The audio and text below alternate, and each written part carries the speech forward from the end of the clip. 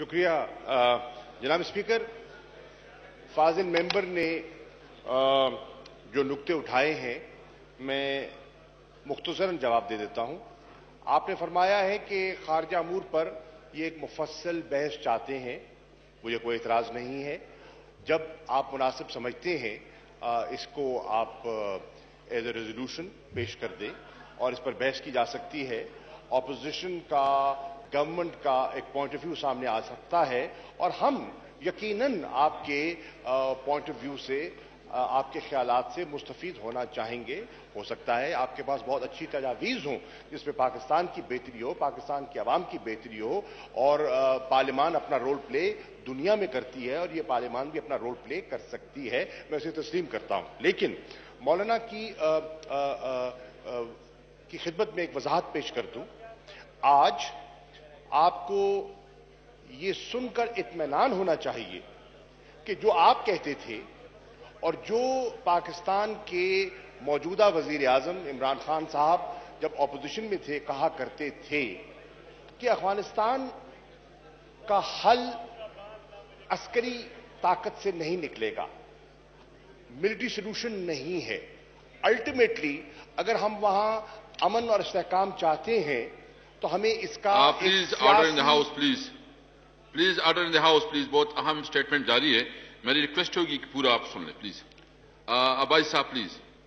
जी please. अगर हम इसका मुस्तकिल हल चाहते हैं तो हमें इसका एक सियासी हल तलाश करना पड़ेगा और वो रिकंसिलिएशन के प्रोसेस को इंट्रा अफगान डायलॉग के जरिए आगे बढ़ाया जा सकता है और उससे एक देरपा अमन और इस्तेहकाम हासिल करना हमारी भी जरूरत है। क्योंकि अगर अफगानिस्तान मुतासिर होता है, वहां का अमन मुतासिर होता है, वहां का इस्तेहकाम मुतासिर होता है, तो पाकिस्तान मुतासिर होता चला आया है। जब वह अदम इस्तेहकाम था तो लाखों की तादाद में अफगान रेफ्यूजीज बनकर पाकिस्तान तशरीफ लाए और आज भी आप उनकी मेजबानी कर रहे हैं। तकरीबन 3 से 4 दहाइयां गुजर चुकी हैं, आज भी आप उनका बोझ और मेहमान नवाजी का जो रोल है अदा कर रहे हैं। लेकिन आज जो पेशरफ्त है वो ये है कि जितनी एक कन्वर्जेंस ऑफ इंटरेस्ट हुआ है और बड़े अरसे बाद हुआ है, बड़े 15-16 साल की मुसलसल कोशिश के बाद एक कन्वर्जेंस हुआ है फॉर ए पॉलिटिकल सेटलमेंट, और उस कन्वर्जेंस में अमेरिका, उसमें अफगानिस्तान, उसमें पाकिस्तान और उसमें तालिबान भी शामिल हैं और वो समझते हैं कि मिल बैठकर गुफ्तो शनीद से बात को आगे बढ़ाया जाए। सदर ट्रंप ने एक खत भी लिखा है वजीर आजम पाकिस्तान को और उस खत में उन्होंने पाकिस्तान से इमदाद तलब की है और गुजारिश की है कि पाकिस्तान इस सारे प्रोसेस को फैसिलिटेट करे, और पाकिस्तान कर रहा है और पाकिस्तान करना चाहता है कि ये सारा प्रोसेस आगे बढ़े और हमारा जो शेयर्ड ऑब्जेक्टिव है of peace and stability in Afghanistan वो हम हासिल कर पाएं। उसमें पेशरफ्त हुई है।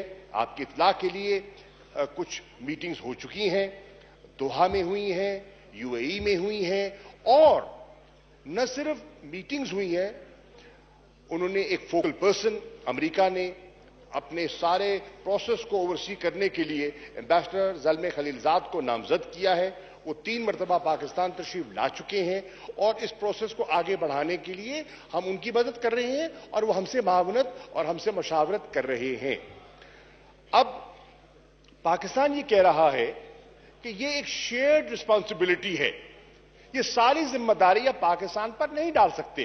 पाकिस्तान हिस्सेदार है, हम अपना हिस्सा जरूर मिलाएंगे अमन और इस्तेहकाम के असूल के लिए, लेकिन ये रीजनल रिस्पॉन्सिबिलिटी है और रीजन की और जो ताकतें हैं उनसे भी हमें मावनत चाहिए होगी।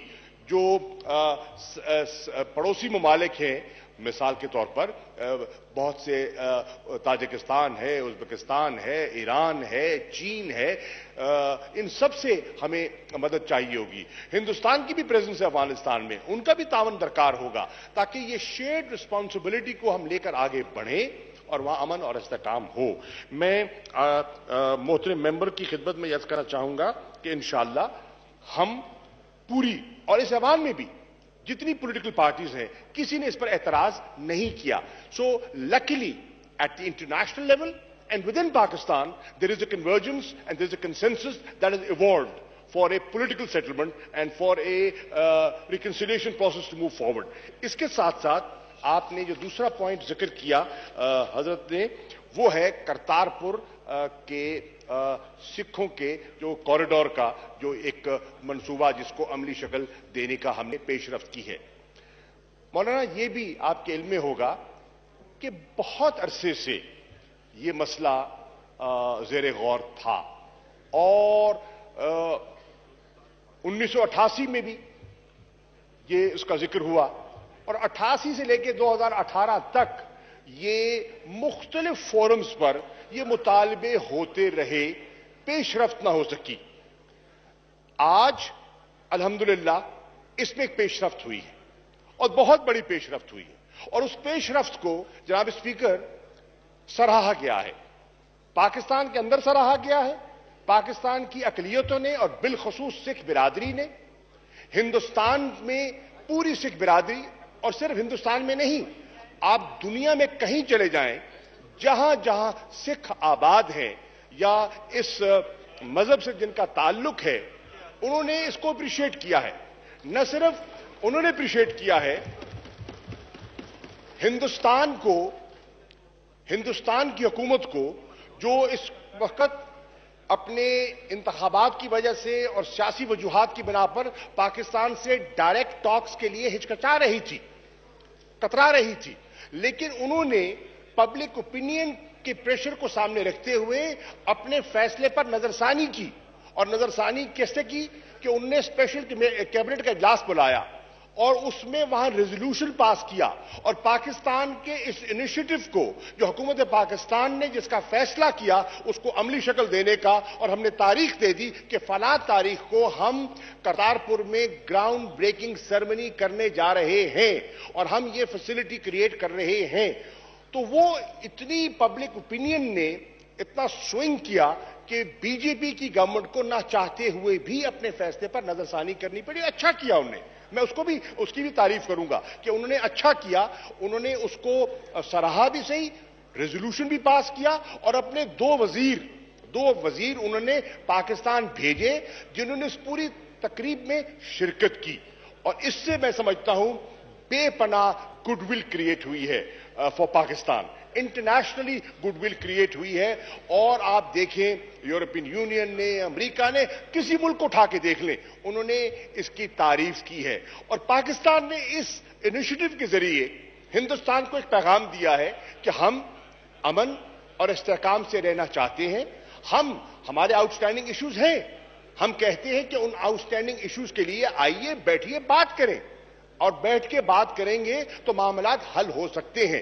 کوئی اور ہمارے پاس گفتگو اور مذاکرات کے علاوہ، ڈائلاگ کے علاوہ ہمارے پاس کوئی اور راستہ نہیں ہے. مجھے امید ہے کہ الیکشنز کے بعد ہندوستان کی حکومت جو بھی وہاں منتخب ہو کر آتی ہے وہ اپنے رویے پر نظر ثانی کرے گی، اور ہم نے جو پیس انیشیٹو اور گڈ ول کا جو جیسچر کیا ہے اس کو ریسیپروکیٹ کیا جائے گا. اور میں توقع کرتا ہوں کہ ہمارے اس جیسچر کو سامنے رکھتے ہوئے ہندوستان مقبوضہ کشمیر میں بھی اپنی پالیسی پر نظر ثانی کرے گا، اور وہاں جو دونوں اطراف کشمیری ہیں، جو بچھڑے ہوئے ہیں، ڈیوائیڈڈ فیملیز ہیں، اور ان کی آمد و رفت میں، میل ملاقات میں بھی آسانیاں پیدا کرنے کی کوشش کرے گا. شکریہ.